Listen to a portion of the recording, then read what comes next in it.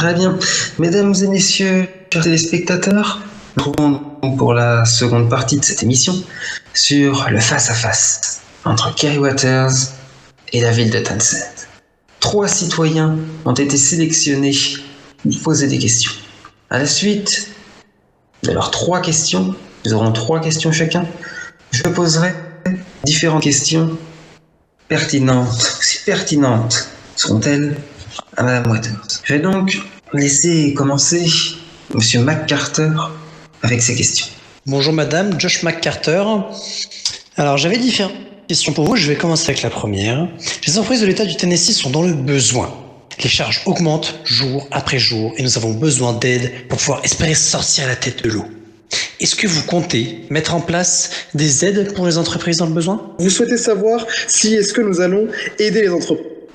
Alors, nous ne croyons pas que nous devons assister à travers des subventions des entreprises. Non, c'est pas comme ça que nous allons faire. C'est nous allons vous donner l'opportunité de bénéficier vous-même de votre réussite, parce que c'est vous-même qui allez réussir.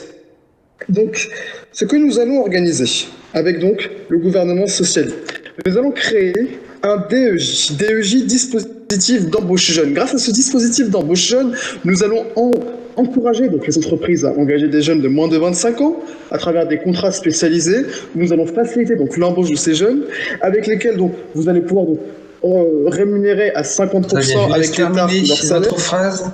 Et je conclus, nous allons également donc pour les entreprises réformer le code du travail pour vous permettre d'avoir une plus grande flexibilité et donc de pouvoir prospérer plus librement, avoir une claire vision de ce que vous allez avoir prochainement et donc pouvoir prévoir vos actions futures et vos investissements. C'est comme ça que nous concevons l'entrepreneuriat au Tennessee et c'est comme ça que nous allons permettre de relancer l'économie. Ça fait 3 ans que les Républicains se succèdent et 3 ans que c'est un échec. Monsieur McCarter, je vous laisse passer à votre seconde question. Je vous remercie, monsieur B. Donc, je vous remercie également, madame, pour votre réponse. Je vais enchaîner avec ma deuxième question. Allons-nous payer toujours plus cher le gallon d'essence pendant votre mandat, si vous êtes élu ? Si je suis élu, je mets les gens avant l'argent. Voyez-vous, c'est ça mon credo.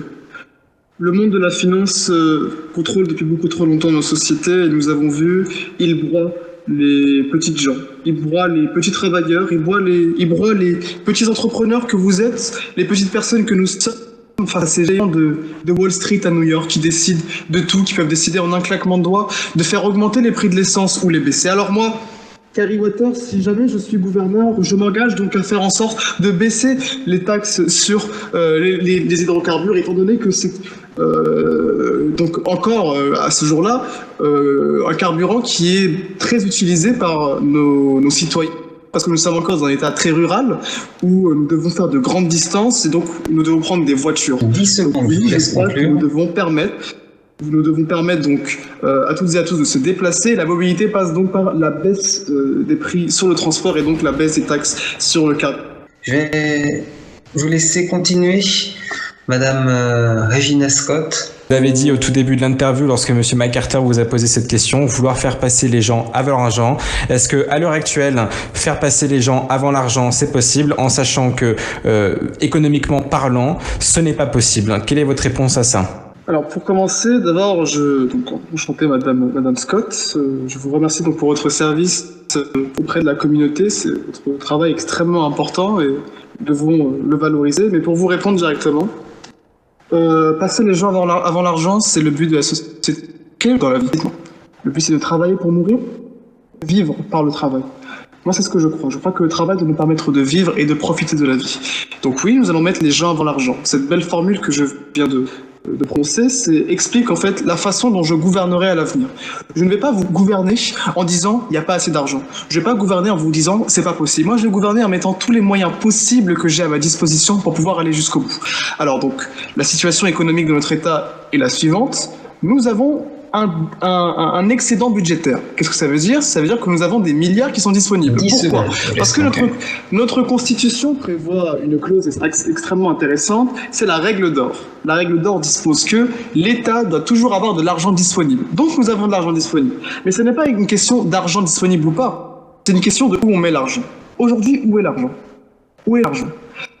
À part avec des histoires de corruption qui ont gangréné le dernier mandat, je peux vous garantir que l'argent n'est pas investi au bon endroit et qu'avec ils ont réinvesti là où ils doivent être.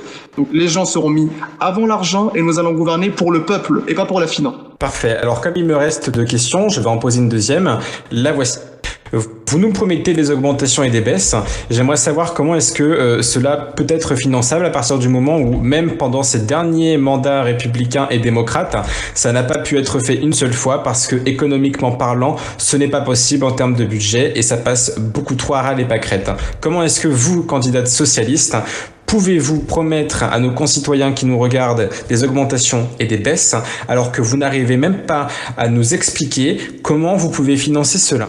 Avant tout, si vous voulez savoir pourquoi est-ce qu'il y a des problèmes d'argent ici, je vais vous demander de les poser aux 3 candidats républicains, aux derniers gouverneurs républicains qui étaient au pouvoir depuis 3 ans. Ce sont eux qui ont été au pouvoir depuis 3 ans, ce sont eux qui ont détruit l'économie de notre État. Donc ce n'est pas moi qui suis responsable de ce qui se passe. Mais les propositions que j'ai s'agissant de la finance sont claires. Nous allons réinvestir l'argent là où il doit être. Il y a actuellement une gabegie financière terrible, c'est-à-dire que l'argent est utilisé sans qu'il y ait une certaine efficacité dans la production. Donc nous allons permettre d'une part d'avoir des économies dans les grandes administrations de l'État pour dégager des marges de manœuvre financières et pouvoir agir directement. Et d'autre part, nous allons, en actionnant deux leviers, donc baisse des taxes pour les plus pauvres, s'agissant du transport, mais également d'autres taxes, et augmenter celle des plus grands milliardaires pour pouvoir dégager de nouvelles marges de manœuvre. Donc nous avons les moyens, Madame Scott, de pouvoir dégager du budget, nous avons les moyens de pouvoir réinvestir dans notre État, et je ne suis pas défaitiste. Donc je suis la garantie d'une réussite d'une nouvelle politique, d'une politique nouvelle et d'un changement. Ça fait 3 ans que ça dure. La situation actuelle, les problèmes que vous avez, ça fait 3 ans que ça dure. Est-ce que c'est moi qui en suis responsable? Ce n'est pas le cas. Ce sont les Républicains qui sont au pouvoir, et moi je propose une nouvelle politique pour régler ça.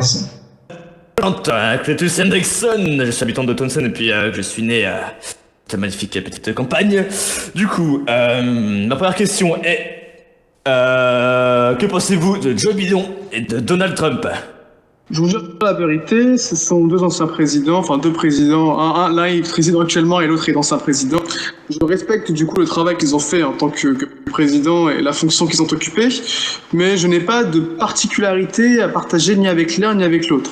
Monsieur Trump est excessif, Monsieur Trump est excessif dans ses mots. Non, les droits. Il a... Ah bah regardez, je vous rappelle une chose, l'assaut du Capitole. Il a encouragé l'assaut du Capitole en laissant du coup les manifestants entrer sans même de calmer, en insultant même son vice-président Mike Pence qui essaie de calmer les choses. Tandis que Joe Biden, nous avons un vieux au pouvoir qui ne sait pas marcher et qui est en train de mener notre pays. C'est extrêmement dangereux. Donc l'un et l'autre, je vais vous dire, ce sont des personnes que je respecte pour la fonction qu'ils ont occupée, mais je n'ai aucune attache particulière ni avec l'un ni avec l'autre. L'autre, Neil, il n'est pas du tout prévisible. On ne sait pas du tout comment il va réagir. Donc voilà ce que je pense de M. Trump et de M. Biden, quoique je respecte la fonction qu'ils ont occupée. Que pensez-vous faire contre toutes ces racailles qui envahissent nos rues depuis une 20aine d'années et encore plus depuis que Joe Biden est au pouvoir? C'est pas des racailles dont vous parlez. C'est des délinquants, aussi, c'est des personnes qui vont à l'encontre de la loi, des criminels, des personnes violentes qui cherchent qu'une seule chose, à détruire et à voler. Avec nous, dans notre programme, nous allons créer des zones de sécurité prioritaires où nous allons renforcer les moyens de la police dans ces secteurs-là particuliers, dans les secteurs où la criminalité a augmenté. À côté de cela, nous allons avoir une politique de contrôle de l'action de la police, de contrôle de l'action des départements pour vérifier qu'ils agissent, non pas pour leur compte, mais qu'ils agissent pour mettre fin à la criminalité. Depuis beaucoup trop longtemps, la criminalité explose et avec moi, il y aura un conseil de sécurité qui sera organisé tous les mois, réunissant tous les chefs de la police, tous les shérifs du comté, au Capitole, au Tennessee, pour établir des politiques de coordination collective dans la sécurité. Donc oui, nous allons mettre fin à cette insécurité qui monte, à la montée de la violence, et également, je vais même aller plus loin, parce que ces derniers temps, qu'avons-nous vu au-delà de ces délinquants? Nous avons vu une recrudescence du terrorisme. Il y a quelques mois, je rappelle donc le terrorisme, l'attaque terroriste extrêmement ignoble qu'il y a eu à l'encontre d'une église à True North. Monsieur Sergio Saldana, je le rappelle, qui était représentant républicain, qui est rentré par corruption dans le parti et qui a utilisé tous ses pouvoirs, qui a abusé de ses pouvoirs, a commandité une attaque terroriste à True North dans des objectifs en fait de propager la peur dans cette ville. Nous allons y mettre fin. Il n'y aura ni des terroristes chez nous, parce que nous allons avoir des politiques de lutte antiterroriste extrêmement efficaces. Il n'y aura plus de corruption, parce que nous allons mettre en œuvre des politiques de lutte anticorruption pour qu'il n'y ait plus jamais de terroristes qui prennent des responsabilités politiques. Et au-delà de ça, nous allons renforcer la sécurité dans notre État avec plus de moyens pour la police. Madame Waters, nous allons passer à cette seconde partie du face-à-face. Qu'allez-vous améliorer, Madame Waters, concernant l'accès à la santé pour les Tennesseans? L'accès à la santé. Alors, il y a un certain nombre de Tennesseans, alors, fort heureusement, ça a baissé. Et de plus en plus de Tennesseans qui ont accès à la santé. Et je m'en réjouis. Il y a quand même des politiques qui ont été menées avec brio par le gouvernement de Ouais, mais ça coûte toujours trop cher. Et celui de Biden. Qui couvre en fait avec une sécurité sociale universelle dans tous les États-Unis. Mais du coup, au niveau de l'État, moi, ce que je peux actionner comme levier, c'est notre sécurité sociale au niveau de l'État, donc le TNK. Il y a un constat qui est clair, c'est que les frais de santé sont toujours élevés, même s'il y a eu des progrès, même si ça peut baisser, c'est très élevé pour les personnes qui sont malades. Et il y a même des Tennesseans qui refusent de se soigner. Et moi, je peux pas m'en satisfaire. Je peux pas me satisfaire qu'il y ait des personnes âgées je peux pas me satisfaire qu'il y ait des personnes âgées qui ne se soignent pas. Des personnes qui ne peuvent pas prendre de médicaments parce que ça coûte beaucoup trop cher. Des personnes qui ne peuvent pas aller à l'hôpital faire une radio. Ça coûte cher. Putain de $8 000 pour une radio avec un plâtre. Putain. Non, mais c'est excessif. Vous ferez votre remarque ultérieure. Non, mais c'est intéressant ce que dit M. Jackson parce que c'est. Ah non, mais il dit donc ce qu'est la réalité sur le terrain. Et moi-même, j'ai expérimenté du coup cette question-là, étant donné que moi-même je suis malade. Ils sont mal formés, les médecins là.